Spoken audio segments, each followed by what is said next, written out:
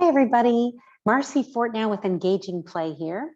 And I had to get on tonight to ask you a big question. Is your organization waiting to connect until you resume in-person work?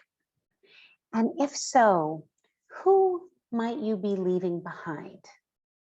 Now, I was on a call yesterday with a lovely young person, an employee of a large established company, but she had only been there for 6 months. And she was talking about how her company was pulling everyone back into the office.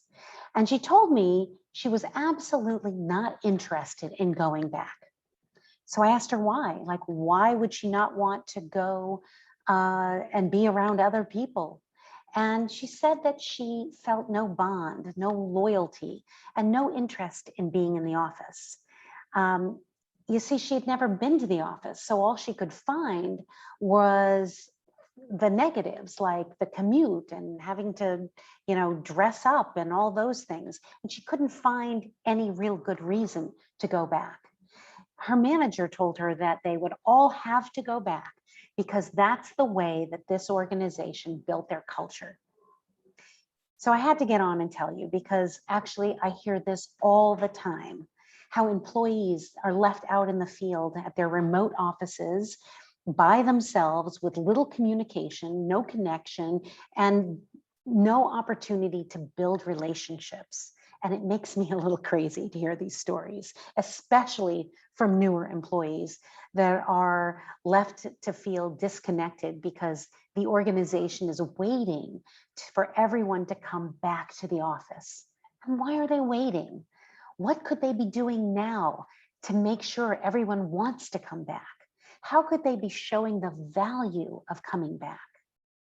So I want to tell you about this conversation I had with this person, and that, of course, it made me frustrated, and how her organization really failed to build connection and value and purpose to have her and all her colleagues want to come back. And at the end, I will not leave you hanging. At the end of this video, I will share how we can connect so that we can explore your company's situation and what you can do to make sure to give your team a positive experience so they want to come back. So let me tell you about this person. I'm going to call her Jane. Okay. As I said, she was hired just 6 months ago. First of all, you need to know she's never actually been to the office. She doesn't know other employees, and she's barely met the rest of her team. The organization hasn't done anything in the way of team building or team meetings or team gatherings of any kind. And now that she's being asked to back to the office, she has real mixed feelings. And actually, this is unfair, right? What did they think would the outcome would be? What did they think?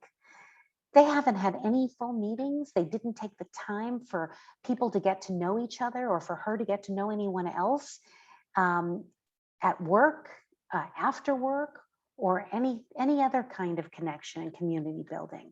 And she has really been adrift.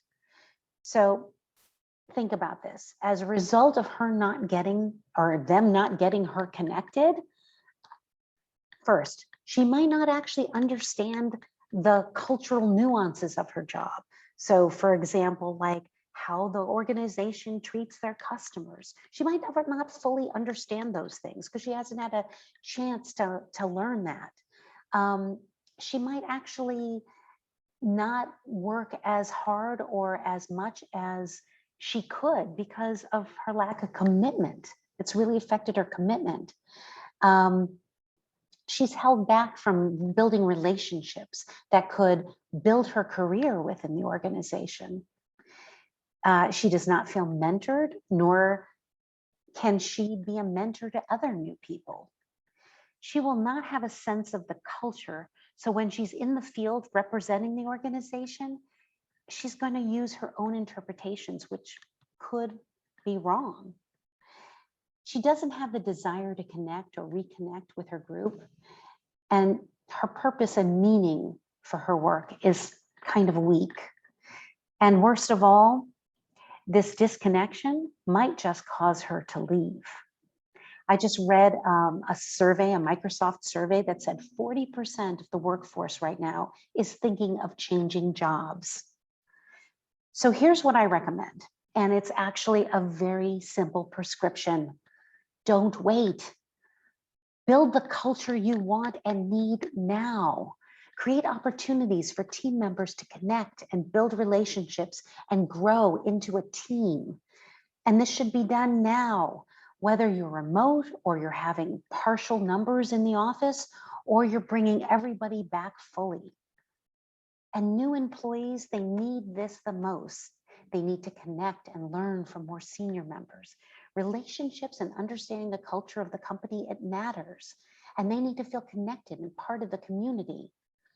And this gives work meaning and purpose, which is really important for people these days, especially young people and new people. So let me repeat that. Companies should not wait. If you're waiting, you should stop waiting. Either pull everyone together in person or virtually, but you need to do it. You need to focus on helping build community and connection and help people communicate and become part of the organization. Now, I'm here to help. This is what I do. Do not let not knowing how to build community stop you from taking care of your culture. Please contact me, Marcy Fortnow, at engagingplay.com. Either leave a message below or reach out to engagingplay.com. Thank you so much. I'll see you next time. And just know we're all connected. Thanks so much.